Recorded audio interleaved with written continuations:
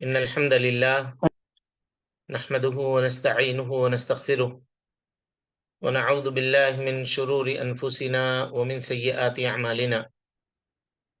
من يهده الله فلا مضل له ومن يضلل فلا هادي له، وأشهد أن لا إله إلا الله وحده لا شريك له، وأشهد أن محمدا عبده ورسوله. أما بعد، فإن خير الحديث كتاب الله، وخير الهدي هدي محمد صلى الله عليه وسلم، وشر الأمور محدثاتها، وكل محدثة بدعة، وكل بدعة ضلالة، وكل ضلالة في النار۔ محترم حاضرین، سامعین و سامعات، کتاب نواقض الاسلام کے اس درس میں آپ تمام حضرات کا خیر مقدم ہے۔ اللہ رب العالمین ہم سب کے مل بیٹھنے کو قبول فرمائے، علم دین، علم نافع سیکھنے، اس کے مطابق عمل کرنے، اس کی دعوت عام کرنے اور اس راستے میں آنے والی مصیبتوں کے اوپر اللہ رب العالمین ہم سب کو صبر کی توفیق نصیب فرمائے۔ محترم حاضرین، اللہ رب العالمین کے فضل اور اس کے توفیق سے نواقض اسلام کے دروس کا سلسلہ جاری ہے، اور اب تک ہم لوگ 3 ناقض مکمل کر چکے ہیں۔ 3 ناقض اس کے مکمل کر چکے ہیں۔ انشاءاللہ آج کے دن سے ہم چوتھے ناقض کی ابتدا آپ کے سامنے کریں گے۔ شیخ الاسلام محمد بن عبد الوہاب رحمۃ اللہ علیہ فرماتے ہیں، شروع کیجئے چوتھا ناقض، پلٹ دیجئے، اس میں پیج لگائیے وہ، ہاں۔ کہتے ہیں الرابع، یعنی نواقض اسلام میں سے چوتھی چیز، من اعتقد ان غیر ہدی النبی صلی اللہ علیہ وسلم اکمل من ہدیہ، جو آدمی یہ اعتقاد رکھے، یہ یقین رکھے کہ اللہ کے نبی صلی اللہ علیہ وسلم کے علاوہ کسی کا بھی طریقہ کیوں نہ ہو، وہ نبی صلی اللہ علیہ وسلم کے طریقے سے بہتر ہے، یہ اعتقاد رکھے، یا یہ اعتقاد رکھے کہ دوسرے کا فیصلہ، نبی صلی اللہ علیہ وسلم کے علاوہ دوسرے کسی کا بھی فیصلہ، وَأَنَّ حُکْمَ غَيْرِهِ أَحْسَنُ مِنْ حُکْمِهِ، وہ اللہ کے نبی صلی اللہ علیہ وسلم کے فیصلے سے بہتر فیصلہ ہے۔ كَالَّذِي يُفَضِّلُونَ، بالکل ان لوگوں کی طرح سے جو لوگ فوقیت دیتے تھے طواغیت کے فیصلوں کو اللہ رب العالمین کے فیصلے کے اوپر، یعنی کفار و مشرکین اپنے معبودان باطلہ کے فیصلوں کی ترجیح دیا کرتے تھے اللہ تعالی کے فیصلے کے اوپر۔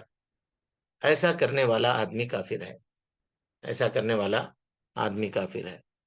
دیکھیے آپ کے سامنے جو اسکرین شیئر کیا گیا ہے، اس میں لکھا ہے کہ چوتھا، جو شخص یہ عقیدہ رکھتا ہے کہ رسول اللہ صلی اللہ علیہ وسلم کے علاوہ کسی کا طریقہ کار زیادہ کامل ہے، چاہے کوئی بھی ہو، کوئی ولی ہو، بزرگ ہو، پیر ہو، یا کوئی قانون ہو، کسی ملک کا دستور ہو، کسی جگہ کا نظام ہو، کچھ بھی ہو، یا وہ یہ کہے کہ دوسروں کا حکم یعنی فیصلہ محمد صلی اللہ علیہ وسلم کے فیصلے سے بہتر ہے، جیسا کہ وہ شخص جو طاغوت کے حکم کو ان کے حکم پر ترجیح دیتا ہو، یعنی غیر اللہ کے فیصلے کو اللہ اور اس کے رسول کے فیصلے کے اوپر ترجیح دیتا ہو، ایسا شخص کافر ہے، ایسا شخص کافر ہے۔ اب اس نواقض کو یا اس ناقض کو سمجھنے کے لیے ہمیں 2 مسئلوں کے اوپر گفتگو کرنی پڑے گی۔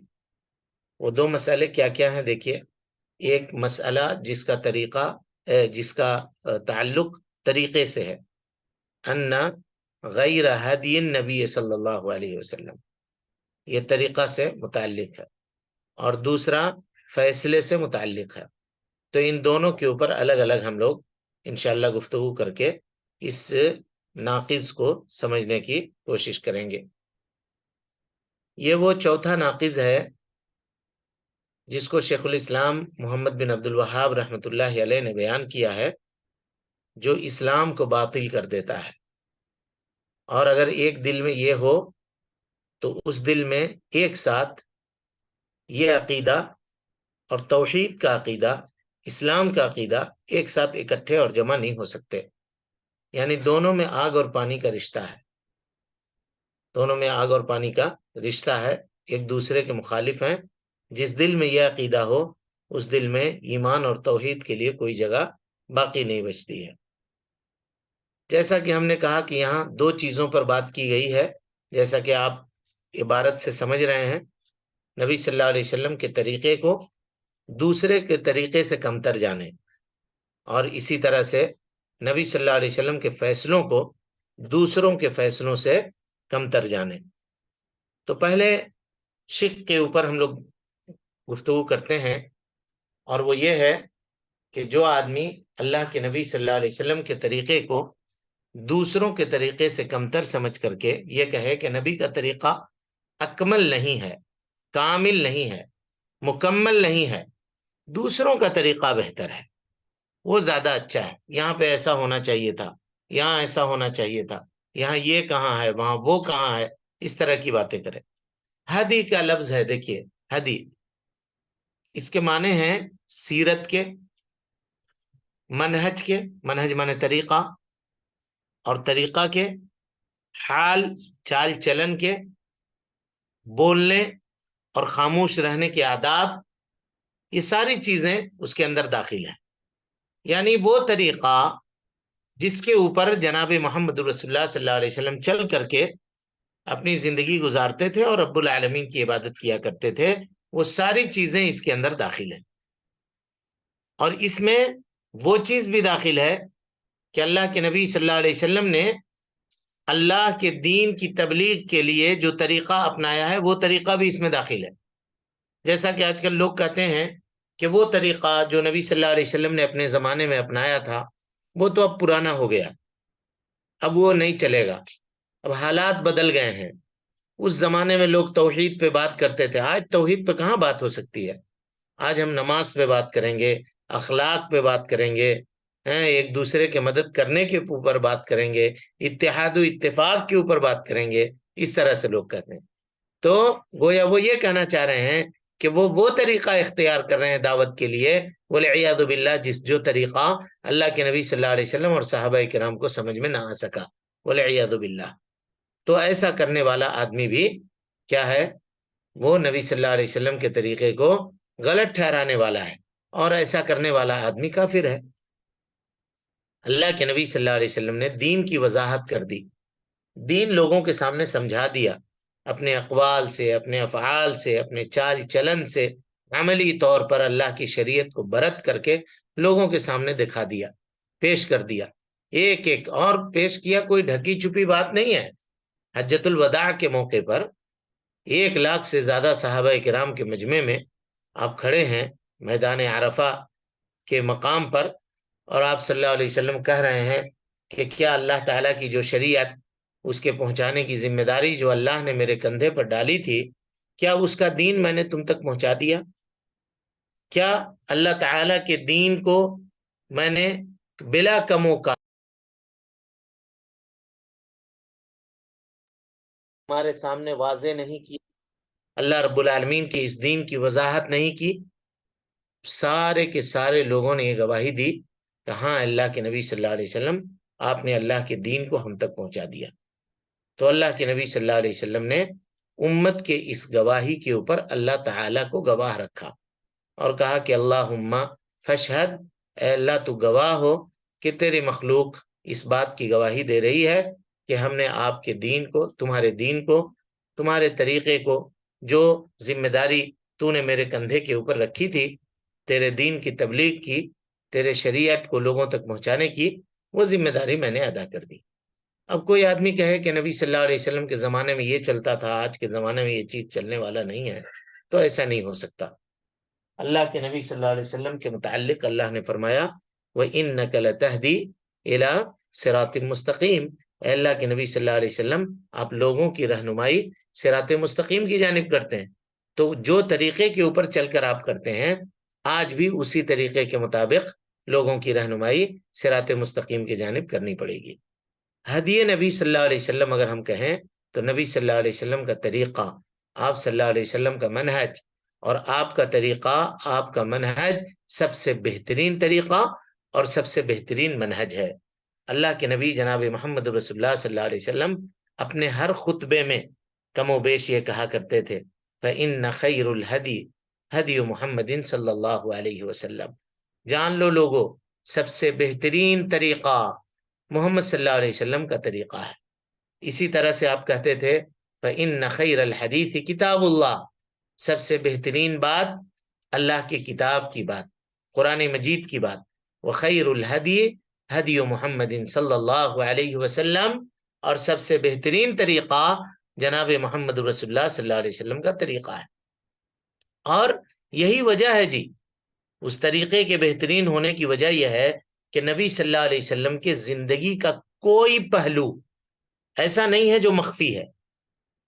کوئی پہلو آپ اٹھا کر دیکھیں، نبی صلی اللہ علیہ وسلم بحیثیت نبی آپ کا کیا کردار ہے، بحیثیت دوست آپ کا کیا کردار ہے، بحیثیت پارٹنر کسی کاروبار میں آپ کا کیا کردار ہے، بحیثیت والد آپ کا کیا کردار ہے۔ آپ بیٹیوں کے باپ بھی ہیں، ہاں بیٹوں کے بھی باپ ہیں، بیٹے انتقال کر گئے۔ اسی طرح سے بحیثیت شوہر آپ کا کیا کردار ہے۔ ساری چیزیں، یعنی دنیا میں جو بھی کوئی آدمی کسی غم میں، کسی مصیبت میں، کسی دکھ میں، تکلیف میں اگر مبتلا ہو تو نبی صلی اللہ علیہ وسلم کی سیرت کا مطالعہ کرے۔ کوئی یتیم ہے تو دیکھیں اللہ کے نبی صلی اللہ علیہ وسلم یتیم تھے، کتنے پرورش کے کتنے جگہ آپ کے بدلے آپ غور کیجئے۔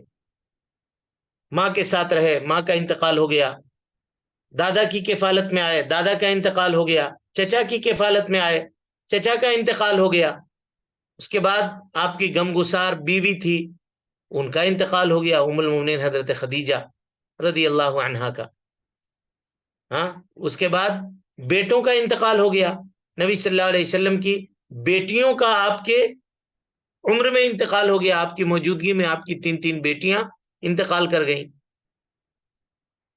تو اگر انسان یہ کہتا ہے کہ ہم غم سے نڈال ہیں، پریشان ہیں، تو اسے چاہیے کہ وہ نبی کی سیرت کو پڑھے، دیکھے گا کہ ہر مسئلے میں وہاں پہ حل موجود ہے، اور اللہ کے نبی صلی اللہ علیہ وسلم نے ہر مسئلے کا حل اپنی زندگی میں کر کے، بیان کر کے، اور اپنی زندگی کو عملی طور پر ڈھال کر کے یہ بتا دیا ہے۔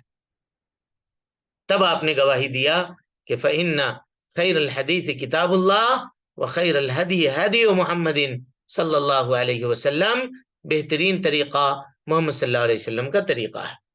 اور اللہ نے گواہی دی لَقَدْ كَانَ لَكُمْ أُسْوَةٌ حَسَنَةٌ لَقَدْ كَانَ لَكُمْ فِي رَسُولِ اللَّهِ أُسْوَةٌ حَسَنَةٌ، رسول اللہ صلی اللہ علیہ وسلم کی زندگی میں تمہارے لیے بہترین نمونہ ہے، بہترین نمونہ ہے۔ اب انسان کو چاہیے کہ وقت نکال کر کے نبی صلی اللہ علیہ وسلم کی زندگی کو اوتھینٹک ذرائع سے پڑھنے کی کوشش کرے، اور آپ صلی اللہ علیہ وسلم کے طریقے کو دیکھنے کی کوشش کرے کہ آپ کس طرح سے اپنی زندگی گزارا کرتے تھے۔ اسی طرح سے صحیح مسلم کی روایت ہے، اللہ کے نبی صلی اللہ علیہ وسلم نے فرمایا وَخَيْرُ الْهُدَى ہدى محمد صلی اللہ علیہ وسلم، سب سے بہترین طریقہ ہدایت کا اللہ کے نبی جناب محمد رسول اللہ صلی اللہ علیہ وسلم کا طریقہ ہے۔ اسی طرح مسند احمد میں امام احمد ابن حنبل رحمۃ اللہ علیہ حدیث نقل کرتے ہیں، کہتے ہیں اللہ کے نبی صلی اللہ علیہ وسلم نے فرمایا فَإِنَّ أَصْدَقَ الْحَدِيثِ کتاب اللہ، سب سے سچی بات اللہ کی کتاب ہے، وَأَفْضَلُ الْهَدِي هَدِيُ محمد صلی اللہ علیہ وسلم، اور سب سے بہترین اور افضل طریقہ جناب محمد رسول اللہ صلی اللہ علیہ وسلم کا طریقہ ہے۔ اسی طرح سے مسند احمد میں ایک اور روایت ہے، اللہ کے نبی صلی اللہ علیہ وسلم نے فرمایا ان احسن الحدیث کتاب اللہ، سب سے بہترین بات یہ اللہ کی کتاب کی بات ہے، وَأَحْسَنَ الْهَدِي هَدِيُ محمد صلی اللہ علیہ وسلم، اور سب سے بہترین طریقہ جناب محمد رسول اللہ صلی اللہ علیہ وسلم کا طریقہ ہے۔ تو ان آیتوں سے، ان احادیث سے پتہ یہ چلا کہ سب سے بہترین طریقہ، سب سے احسن طریقہ، سب سے افضل طریقہ، سب سے کامل اکمل اور مکمل طریقہ یہ اللہ کے نبی جناب محمد رسول اللہ صلی اللہ علیہ وسلم کا طریقہ ہے۔ اور کیوں نہ ہو محمد صلی اللہ علیہ وسلم کا طریقہ پورا کا پورا وحی ہے، پورا کا پورا، اور اس کی گواہی اللہ رب العالمین نے دی۔ سورہ نجم کی 3 اور 4 نمبر کی آیت ہے، اللہ تعالیٰ فرماتا ہے وَمَا يَنْتِقُ عَنِ الْهَوَىٰ إِنْ هُوَ إِلَّا وَحْيٌ يُوحَىٰ۔ اللہ کے نبی صلی اللہ علیہ وسلم اپنی جانب سے کچھ بھی نہیں کہتے، کچھ بھی نہیں کرتے، کوئی بھی عمل نہیں کرتے شریعت میں، وہی کرتے ہیں، وہی کہتے ہیں، وہی بولتے ہیں جس کی وحی اللہ رب العالمین آپ کے جانب کرتا ہے۔ جو اللہ بتلاتا ہے، جس راستے کی رہنمائی اللہ رب العالمین آپ کو کرتا ہے، آپ اس راستے کو اختیار کرتے ہیں، اس راستے کو چلتے ہیں۔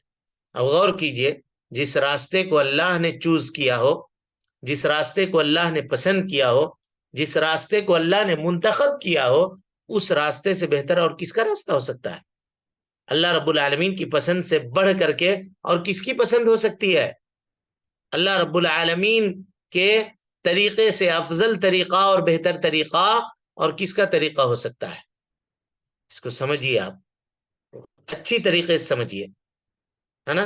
تو اب یہ پتا چلا کہ اب اگر کوئی آدمی یہ کہے کہ نبی صلی اللہ علیہ وسلم کا دین جو ہے نا وہ اس وقت چلنے کے لائق چیز نہیں ہے، اب دیکھیے نا، اس میں سود حرام ہے، اس میں رشوت لینا حرام ہے، ہاں اس میں یہ حرام ہے، اس میں وہ حرام ہے۔ آج کل کے زمانے میں یہ سب مانیں گے تو چل سکیں گے؟ رشوت نہیں لیں گے تو کیسے نوکری کریں گے؟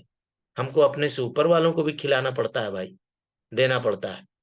اب اتنا بڑا بڑا کاروبار کر رہے ہیں، سود نہیں لیں گے تو یہ مشنریاں کیسے بیٹھائیں گے؟ فیکٹریاں کیسے لگائیں گے؟ ہاں یہ سارے معاملات ہمارے کیسے حل ہوں گے؟ یہ طریقہ اب چلنے والا تھوڑی ہے، یہ پرانا طریقہ، مولویوں کا طریقہ، کہاں اس طریقے کے اوپر چلتے ہو تم؟ کہا بھائی سادے طریقے سے نکاح کرو، شادیاں کرو گا۔ اس زمانے میں ایسا تھا بھائی، وہاں لوگوں کے پاس اتنا نہیں تھا۔ اب ہماری ایک ہی بیٹی ہے تو کیا ہم شوق پوری نہیں کریں اپنی؟ کتنے لوگوں نے بلایا، کتنے ارمان ہمارے دلوں کے اندر ہیں، کیا اس کو ہم پوری نہیں کریں، مکمل نہ کریں؟ ذرا 5,000 آدمی کو بلا کر کے کھانا کھلا دیں گے، ذرا یہ کریں گے تو کیا مطلب ہوگا؟ آپ لوگ ایسی دقیانوسی باتیں کرتے ہیں۔ ایک طرف یہ معاملہ ہے، اور دوسری طرف معاملہ یہ ہے کہ دیکھو میاں، اگر چلو اللہ نے نہیں کیا ہے، اللہ نے کرنے کو نہیں کہا ہے، یا اللہ کے نبی صلی اللہ علیہ وسلم نے نہیں کیا ہے، صحابہ نے نہیں کیا ہے، نیکی کا کام ہے، اگر ہم کرتے ہیں تو کیا دقت ہے؟ ہر پیر کے دن، ہر جمعرات کے دن اگر ہم فاتحہ دیتے ہیں کھانوں کے اوپر، یا مزاروں پہ لے جا کر کے چادر چڑھاتے ہیں، یا مزاروں پہ لنگر لگاتے ہیں غریبوں کو کھلانے کے لیے، تو اس میں دقت کیا ہے؟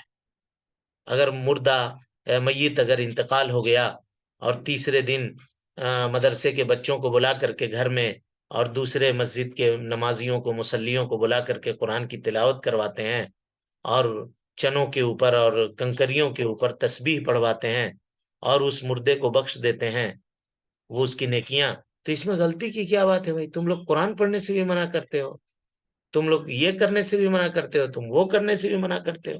اب جیسے کچھ لوگ کہیں گے ہم تو عبادت کے لیے ہی آئے ہیں نا، تو اب اگر مان لیجئے رمضان میں اللہ کے نبی صلی اللہ علیہ وسلم نے مانا کہ 11 رکعت تراویح پڑھی ہے، ہم بھائی 20 رکعت پڑھنا چاہتے ہیں، ہم چاہتے ہیں کہ ہم زیادہ سے زیادہ عبادت کریں، اس میں آپ کو دقت کیا ہے، پریشانی کیا ہے؟ آپ نماز پڑھنے سے روک دیجیے گا۔ کہتے ہیں کہ بھائی 15 شعبان کی رات کو کوئی الگ سے عبادت نہیں ہے، کوئی عبادت نہیں، اللہ کے نبی صلی اللہ علیہ وسلم سے ثابت نہیں ہے، صحابہ کرام رضوان اللہ علیہ مجمعین سے ثابت نہیں ہے۔ تم لوگ کیسے ہو یار، نماز پڑھنے سے بھی منع کرتے ہو، روکتے ہو؟ اب دیکھیے، یہ اعتراض ان پہ نہیں ہے، اعتراض آپ اس طریقے پر کر رہے ہیں جو طریقہ اللہ کے نبی صلی اللہ علیہ وسلم چھوڑ کر گئے۔ آپ نے وہ طریقہ بتلا دیا اور کہہ دیا دیکھو لوگوں، علیکم بسنتی، میری سنت کو لازم پکڑنا، وسنت خلفاء الراشدین، خلفاء راشدین کی سنت کو لازم پکڑنا، یعنی کسی مسئلے میں اگر میری سنت موجود نہیں ہے تو ایسی صورت میں خلفاء راشدین کی سنت کو لازم پکڑنا، اگر وہ طریقہ اللہ کے نبی صلی اللہ علیہ وسلم کے طریقے کے مخالف نہ ہوتا، اور اگر نبی صلی اللہ علیہ وسلم کے طریقے کے مخالف ہو تو خلفائے راشدین میں سے کسی کی سنت کیوں نہ ہو، ابو بکر و عمر رضی اللہ عنہما کا فیصلہ ہی کیوں نہ ہو، اس کو تم قبول مت کرنا۔ اور یہ چیز صحابہ کرام نے اپنی زندگی میں کر کے دکھایا ہے، کر کے دکھایا ہے۔ حضرت عمر ابن خطاب رضی اللہ تعالی عنہ خلیفہ راشد دوم لوگوں کو حج تمتع کرنے سے منع کرتے تھے، ان کے بیٹے نے حضرت عبداللہ ابن عمر نے مخالفت کر دی، تو کہا کہ بلایا ان کو۔ حضرت عمر کو پتہ لگا کہ عبداللہ ابن عمر تمتع کی نیت کر رہے ہیں، بلایا ان کو، کیا بات ہے جی، تم میرے گھر کے ہو کر کے میرے حکم کی نافرمانی کرتے ہو، تمہیں پتہ نہیں ہے کہ میرا اپنا کوئی حکم عدولی کرتا ہے تو ہم اس کو ڈبل سزا دیتے ہیں؟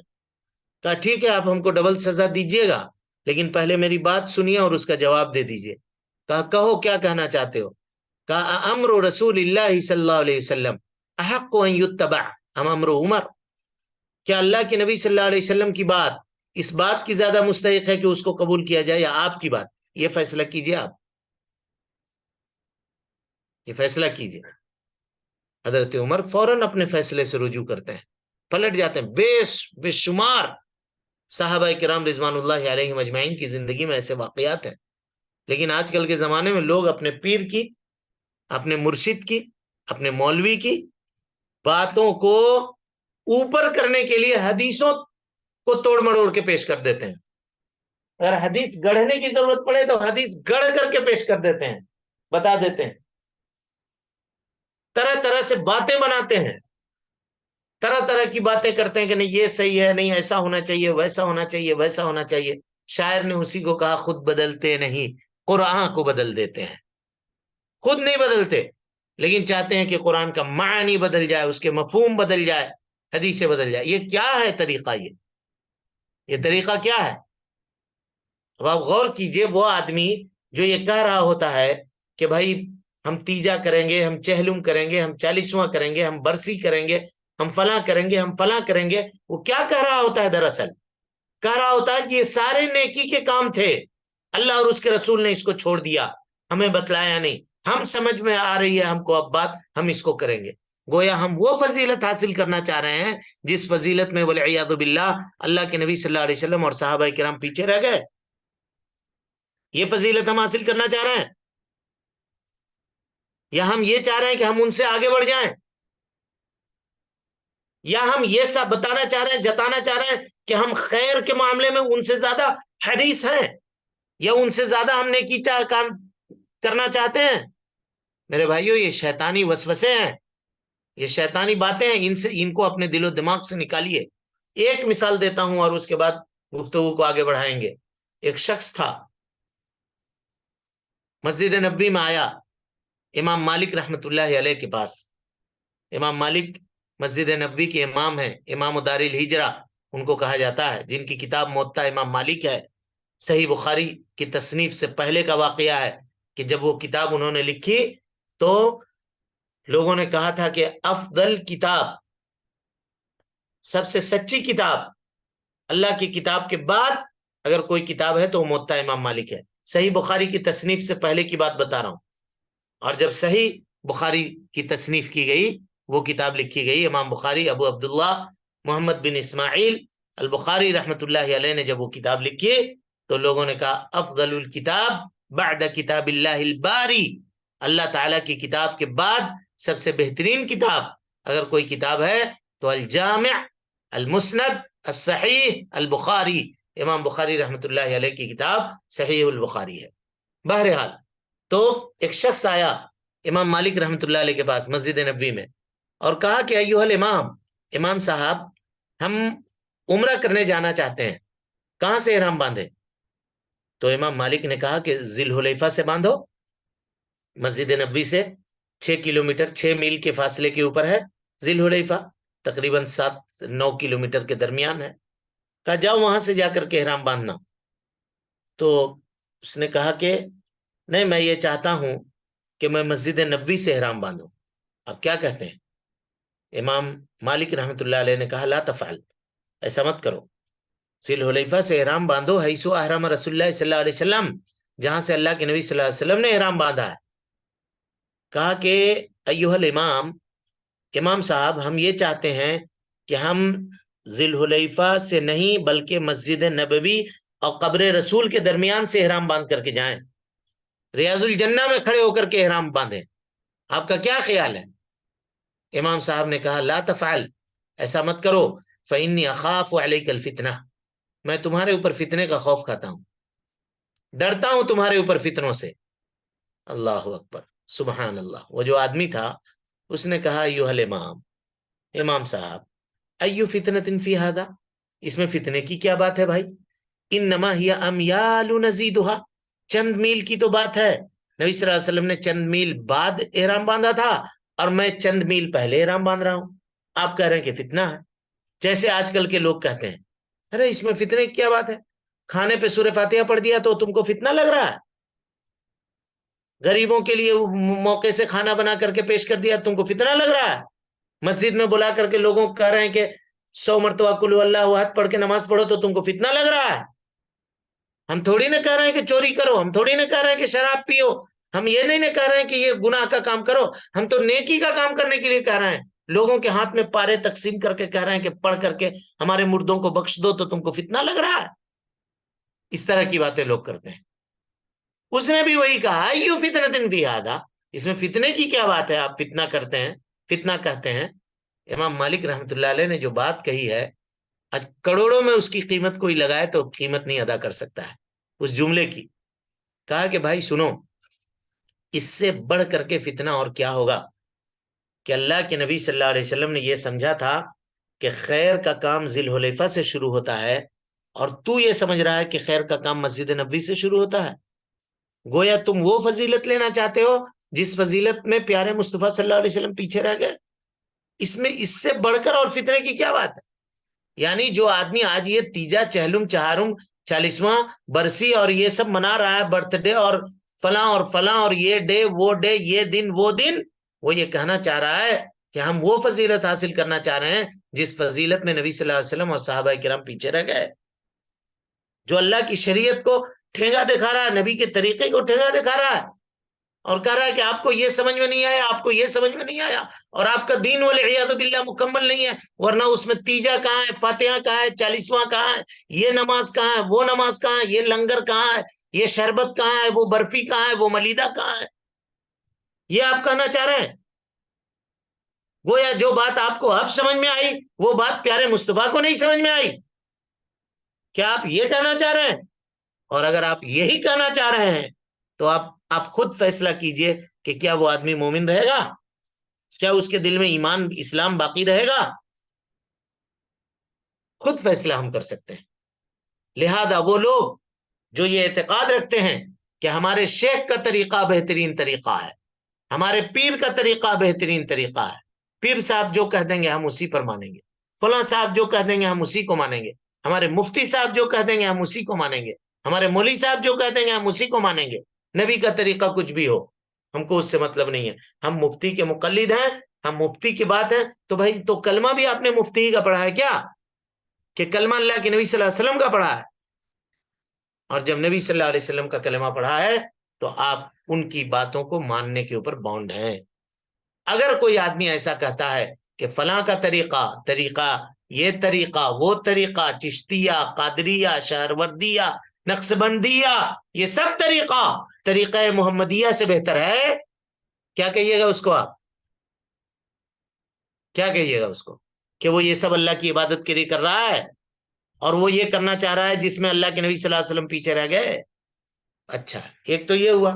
اب کچھ لوگ آتے ہیں لبرل ٹائپ کے لوگ، کہاں دقیانوسی باتیں لے کر کے آپ پڑ گئے، نیا زمانہ ہے، نئے دور ہے، سائنس ترقی کر لی، آج تک مولوی مسلح پہ بیٹھنا سکھا رہا ہے، ہاں، پاکی اور ناپاکی کے مسائل بیان کر رہا ہے، اس کو گلوبلائزیشن کے اوپر بات کرنی چاہیے تھی، ٹائم مشین کے اوپر بات کرنی چاہیے تھی، کمپیوٹر کے تعلیمات کے اوپر بات کرنی چاہیے تھی، ہاں، اسمارٹ ذہنیت کے اوپر بات کرنی چاہیے تھی۔ لوگ اسمارٹ ہو گئے، اسمارٹ فون چلا رہے ہیں، اسمارٹ زندگی گزار رہے ہیں، اسمارٹ شہروں میں رہ رہے ہیں، स्मार्ट बनना चाहिए। कहाँ मौलवियों के चक्कर में पड़ते हो, वही कुर्ता वही पैजामा वही टोपी पहनने वाले लोग ये कौम के रहनुमा बने हुए हैं। आज कोट का जमाना है, टाई का जमाना है, पैंट का जमाना है, उसका जमाना है, उसका जमाना है।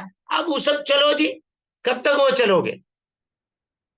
हाँ, अगर ये कहता है कि कुरान और हदीस, अब थोड़ा उसको रोका जाए, कुछ अक्ल से भी समझो दीन को। हालात बदल रहे हैं, उसके हिसाब से अपने आप को बदलो। कुछ कंप्रोमाइज करो, 2 सीढ़ी नीचे उतरो, 2 सीढ़ी ऊपर चढ़ो। इस तरह की बात लोग करते हैं। अगर ऐसा करने वाला इस तरह की बात करता है तो वो दीन में तान करता है, दीन में एतराज करता है। और दीन में कहा कि भाई यार वो जमाने की बात कर रहे हो यार, सूद वगैरह पे। आजकल दुनिया इंटरनेशनल ट्रेड मार्केट बनी हुई है। बैंकों से कारोबार नहीं करोगे, सूदी कारोबार नहीं करोगे, लेन देन नहीं करोगे, तो क्या है वो? इंटरेस्ट थोड़ी है मियाँ, प्रॉफिट है वो। प्रॉफिट है जिसको तुम समझ रहे हो, वो फायदा है। पूरी दुनिया उस पर काम कर रही है, दुनिया की मईशत उसके ऊपर टिकी हुई है। हाँ, किसी ने उस पर फतवा दे दिया कि दारुल हर्ब है, तो हम दूसरे मुल्कों में रहते हैं, वहां पे हमको ये लेना जरूरी होगा। तो अब उनसे पूछिए ना कि जो सूद की हुर्मत की आयत जिस वक्त नाजिल हुई थी अल्लाह के नबी सल्लल्लाहु अलैहि वसल्लम के ऊपर, तो क्या उस वक्त मुशरिकीन नबी सल्लल्लाहु अलैहि वसल्लम को बैठा करके 5 स्टार में बैठा करके खाना खिलाया करते थे क्या? है, इससे ज्यादा खतरनाक दौर था वो दौर, जहां शरीयत ने आंख खोली थी, जिसके कबूल करने वाले चंद लोग थे। पूरे 13 साल की मक्की जिंदगी आप उठा करके देखिए तो, और वहीं ये आयतें उतर गई थी सूद वगैरह की, और उसके ऊपर अमल किया जाना शुरू हो गया था। तरह तरह की लोग बातें बनाते हैं। तो ये कुछ अक्ल चलाने वाले भी लोग हैं, कुछ शरीयत के नाम पे लोगों को गुमराह करते हैं, कुछ अक्ल के नाम पे लोगों को गुमराह करते हैं, है ना? तो अल्लाह ताला की तौहीद का के मानने का तकाजा यह है कि आदमी ये एतकाद रखे, कामिल और मुकम्मल एतकाद, ऐसा अकीदा कि जर्रा बराबर भी शक की गुंजाइश ना हो, दुनिया इधर से उधर हो जाए, हम हमारा अकीदा हिलने वाला नहीं। सबसे बेहतरीन तरीका, सबसे बेहतरीन रास्ता जिंदगी गुजारने का जनाब मोहम्मद रसूलुल्लाह सल्लल्लाहु अलैहि वसल्लम का रास्ता है। सिर्फ इतना ही नहीं, बल्कि ये कहे और ये अकीदा रखे कि हर वो तरीका जो जनाब मोहम्मद रसूलुल्लाह सल्लल्लाहु अलैहि वसल्लम के तरीके के मुखालिफ है, वो तरीका बातिल है, वो दुरुस्त नहीं है, वो तरीका सही नहीं है। और जो आदमी ये कहे कि नहीं, नबी सल्लल्लाहु अलैहि वसल्लम का तरीका कदीम हो गया, जरा पुराना हो गया, 1400 साल पहले की बात है, आज नया तरीका इस्लाम को नए सिरे से इंट्रोड्यूस करवाने की जरूरत है, उसके नए एडिशन को मार्केट में लॉन्च करने की जरूरत है। और उसके लिए आइए देखिए, नए नए लोग उतर रहे हैं मार्केट में, बाजार में। कोई कहता है कि नहीं, दाढ़ी रखने की जरूरत नहीं है, कोई कुछ और कहता है, कोई कुछ और कहता है। तरह तरह के नमूने आपको मार्केट में दस्तयाब मिलेंगे, मिलेंगे आपको ऐसे लोग। तो ये अगर कोई आदमी सोचता है कि नहीं, उनका तरीका बेहतर है और नबी सल्लल्लाहु अलैहि वसल्लम का तरीका अब कदीम हो गया, पुराना हो गया, तो समझिए कि उसका इस्लाम टूट गया, उसने अपने इस्लाम को नक्ज कर दिया, उसने अपने इस्लाम की बुनियादों को ढा दिया और कुफ्र अकबर का मुर्तकिब हुआ, वलियादु बिल्लाह। ये पहला मसला था जिसके ऊपर हमने गुफ्तगू की है। अब फिर दूसरे मसले पर इंशाल्लाह कल के दर्स में गुफ्तगू होगी, और फिर दोनों का खुलासा, या वो कौन सी चीजें हैं जिसमें हम कुछ नई चीजें ऐड कर सकते हैं, हाँ, उसके ताल्लुक से फिर हम इंशाल्लाह आगे बात करेंगे।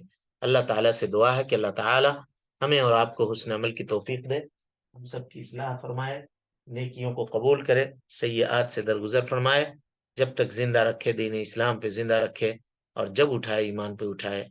आमीन व आखिर दावाना अनिल हम्दुलिल्लाहि रब्बिल आलमीन।